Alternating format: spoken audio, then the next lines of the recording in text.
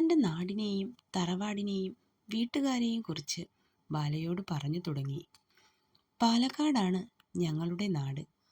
അവിടുത്തെ പേരുകേട്ട തറവാടാണ് മാടശ്ശേരി. തറവാട്ടിലെ തലമുതിർന്ന കാരണവർ ശ്രീധരമേനോൻ. ആള് മരണപ്പെട്ടു. ഭാര്യ രാധാമണി.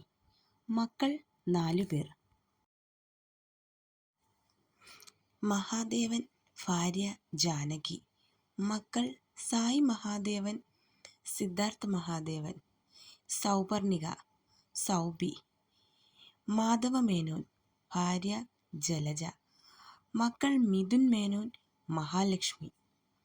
രേണുക, ഭർത്താവ് ജയകുമാർ. മക്കൾ കാർത്തികേയൻ, കാർത്തിക. രേവതി. അവർ പണ്ടേ ഇഷ്ടപ്പെട്ട ഒരാളോടൊപ്പം ഒളിച്ചോടിപ്പോയി. അതോടെ അവരെ തറവാട്ടിൽ നിന്നും പുറത്താക്കി. മാടശ്ശേരി തറവാട്ടുകാർക്ക് സ്വന്തമായി പല ബിസിനസ് സ്ഥാപനങ്ങളും ഉണ്ടായിരുന്നു.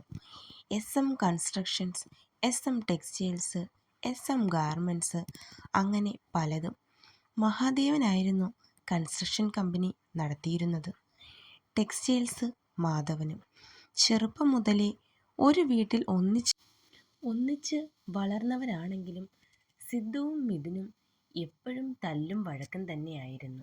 ഒരു കാര്യത്തിനും രണ്ടാളും പരസ്പരം ഒന്നിക്കില്ല. വളർന്നു വന്നിട്ടും അവരുടെ ആ സ്വഭാവത്തിന് ഒരു മാറ്റവും ഉണ്ടായില്ല. സ്കൂളിലും കോളേജിലും രണ്ടാളും ഒന്നിച്ചാണെങ്കിലും ഒരു മത്സരങ്ങളിൽ പോലും അവർ എതിർ ആയിരിക്കും. മിഥുൻ്റെ സഹോദരിയാണ് മഹാലക്ഷ്മി എന്ന ലച്ചു. 3 ആൺകുട്ടികൾക്ക് ശേഷം തറവാട്ടിൽ ജനിച്ച ആദ്യ പെൺതരിയാണ് ലച്ചു. അതുകൊണ്ട് തന്നെ എല്ലാവർക്കും അവളോട് ഒരു പ്രത്യേക സ്നേഹമുണ്ട്. എല്ലാവരും ഒരുപാട് സ്നേഹിച്ചും ലാളിച്ചുമാണ് അവളെ വളർത്തിയത്. അവളുടെ ഏത് ഇഷ്ടങ്ങളും തറവാട്ടിലുള്ളവർ സാധിച്ചു കൊടുക്കും. ചെറുപ്പത്തിൽ തന്നെ ലച്ചു സിദ്ധുവിനുള്ളതാണെന്ന് എല്ലാവരും കൂടി തീരുമാനിച്ചു. പഠനത്തിലും മറ്റ് കലാപരിപാടികളിലും എല്ലാം അവൾ മിടുക്കിയായിരുന്നു. അതുകൊണ്ട് തന്നെ പഠനശേഷം അവൾ SM ഗാർമെൻറ്റ്സിൻ്റെ ചുമതല ഏറ്റെടുത്തു. അവളുടെ കഴിവും ജോലിയോടുള്ള ഉത്തരവാദിത്വവും എല്ലാം കൊണ്ടും വളരെ പെട്ടെന്ന് തന്നെ ഗാർമെൻറ് സെക്ഷൻ നല്ല രീതിയിൽ പേരെടുത്തു. രേണുക ഭർത്താവുമൊത്ത് അമേരിക്കയിലാണ്. ആള് ഒരു ഡോക്ടറാണ്. മകൻ കാർത്തിയും അതേ ഹോസ്പിറ്റലിൽ തന്നെ വർക്ക് ചെയ്യുന്നു.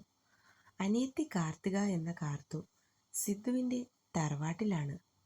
അവൾക്ക് നാട്ടിൽ സൗബിയോട് കൂടി നിന്ന് പഠിക്കാനാണ് ഇഷ്ടമെന്ന് പറഞ്ഞ് ഇങ്ങു പോണു. ഇപ്പോൾ രണ്ടാളും ഒരു കോളേജിൽ പഠിക്കുന്നു. സിദ്ധു പറഞ്ഞു നിർത്തി. ബാലയെ ഒന്ന് നോക്കി. ഇവരൊക്കെയാണ് തറവാട്ടിലെ അംഗങ്ങൾ. അവൻ പറയുന്നത് അവൾ ശ്രദ്ധാപൂർവം കേട്ടിരുന്നു. മിഥുവും ഞങ്ങൾ പഠിച്ച അതേ കോളേജിൽ തന്നെയായിരുന്നു, ഒരേ ക്ലാസ്സിലും. ഞങ്ങൾ PGക്ക് ജോയിൻ ചെയ്ത സമയം ലച്ചുവും ഞങ്ങളുടെ കോളേജിൽ തന്നെ ജോയിൻ ചെയ്തു. അങ്ങനെ എല്ലാവരും ഒത്ത് കോളേജ് ലൈഫ് വളരെ മനോഹരമായിരുന്നു. ഗോപു ഞങ്ങളോടൊപ്പം അല്ലായിരുന്നു എങ്കിലും ഒഴിവ് ദിവസം ഞങ്ങൾ ഒത്തുകൂടാറുണ്ടായിരുന്നു. അവൻ്റെ കോളേജ് ഫ്രണ്ട് ആയിരുന്നു മനു. ഇടയ്ക്ക് ഗോപു വരുമ്പോൾ മനുവിനെയും കൂട്ടും. അങ്ങനെ മനുവിനെ ഞങ്ങൾക്ക് പരിചയമാകുന്നത്.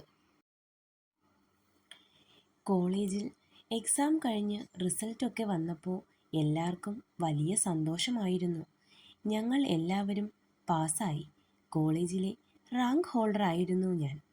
തുടർന്ന് IPS എന്നതായിരുന്നു എൻ്റെ ഏറ്റവും വലിയ സ്വപ്നം. ഞാൻ മാത്രമല്ല, മിഥുനും IPS ആയിരുന്നു ഇഷ്ടം. അങ്ങനെ ഞങ്ങൾ അതിനായി പരിശ്രമിച്ചു. രണ്ടാളും സിവിൽ സർവീസ് എക്സാം നല്ല രീതിയിൽ തന്നെ പാസ്സായി. മറ്റുള്ളവരും അവരുടേതായ ജോലികളിലേക്ക് കടന്നു. ജിത്തുവിനും മാധുവിനും ക്യാമ്പസ് സെലക്ഷൻ വഴി ഒരു കമ്പനിയിൽ ജോലിയായി. ഗോപുവിന് അവൻ്റെ അളിയൻ ദുബായിൽ ഒരു കമ്പനിയിൽ ജോലി ശരിയാക്കി. എന്നാൽ അവന് ഞങ്ങളെ ഒന്നും വിട്ട് പോകാൻ താല്പര്യമില്ലായിരുന്നു. ഒടുവിൽ എല്ലാവരും നിർബന്ധിച്ചപ്പോൾ അവൻ പോകാമെന്ന് സമ്മതിച്ചു. അധികം വൈകാതെ തന്നെ എനിക്കും മിഥുനും ട്രെയിനിങ്ങിന് പോകാനുള്ള ഓർഡർ ലഭിച്ചു. ഡൽഹിയിലായിരുന്നു ട്രെയിനിങ്. പോകുന്നതിനു മുമ്പ് എൻ്റെയും ലച്ചുവിൻ്റെയും എൻഗേജ്മെൻ്റ് നടത്താൻ വീട്ടിലുള്ളവർ തീരുമാനിച്ചു. ഞാനത് തുടക്കത്തിൽ എതിർത്തു, എന്നാൽ പിന്നീട് സമ്മതിച്ചു. അങ്ങനെ ഡൽഹിയിലേക്ക് പോകുന്നതിന് 3 ദിവസം മുമ്പ് ചടങ്ങ് നടത്താൻ ദിവസമെടുത്തു. വിവാഹം ജോലി കിട്ടി പോസ്റ്റിംഗ് ഒക്കെ കിട്ടിയിട്ട് നടത്താമെന്ന് തീരുമാനിച്ചു. അങ്ങനെ ആ ദിവസം വന്നു. എൻ്റെയും ലച്ചുവിൻ്റെയും എൻഗേജ്മെൻറ്റ് വളരെ ചെറിയ രീതിയിൽ തറവാട്ടിലെ കുടുംബക്ഷേത്രത്തിൽ വെച്ചായിരുന്നു ചടങ്ങ്. എല്ലാവരുടെയും അനുഗ്രഹത്തോടെ ഞങ്ങൾ പരസ്പരം മോതിരം മാറ്റൽ നടത്തി. എൻ്റെ ജീവിതത്തിലെ ഏറ്റവും നശിക്കപ്പെട്ട ഒരു ദിവസമായിരുന്നു അത്. അവനത് പറഞ്ഞപ്പോൾ ബാല അവൻ്റെ മുഖത്തേക്ക് തന്നെ സൂക്ഷിച്ചു നോക്കി. കാരണം അത് പറയുമ്പോൾ അവൻ്റെ മുഖത്തും ശബ്ദത്തിലുമുണ്ടായ മാറ്റം അവൾ മനസ്സിലാക്കിയിരുന്നു. അന്ന് ആ ദിവസം പിന്നീട് എന്താണ് സംഭവിച്ചത്? ബാല അവനോട് ചോദിച്ചു. അന്ന് അരുതാത്തതായിട്ട് എന്തോ നടന്നിട്ടുണ്ട് എന്ന് ബാലയ്ക്ക് മനസ്സിലായി. അവൻ വീണ്ടും ആ ദിവസത്തിൻ്റെ ഓർമ്മകളിലേക്ക് പോയി. തുടരും. ചാനൽ സബ്സ്ക്രൈബ് ചെയ്യാത്ത കൂട്ടുകാർ ഇനിയും ഉണ്ടെങ്കിൽ ചാനൽ ഒന്ന് സബ്സ്ക്രൈബ് ചെയ്യണേ. അതുപോലെ തന്നെ സ്റ്റോറി ഇഷ്ടമാവുന്നുണ്ടെങ്കിൽ ലൈക്കും കമൻറ്റും എല്ലാവരും പിൻ ചെയ്തേക്കണം. അപ്പം നെക്സ്റ്റ് പാർട്ടുമായിട്ട് ഉടനെ എത്താം. Thanks for watching.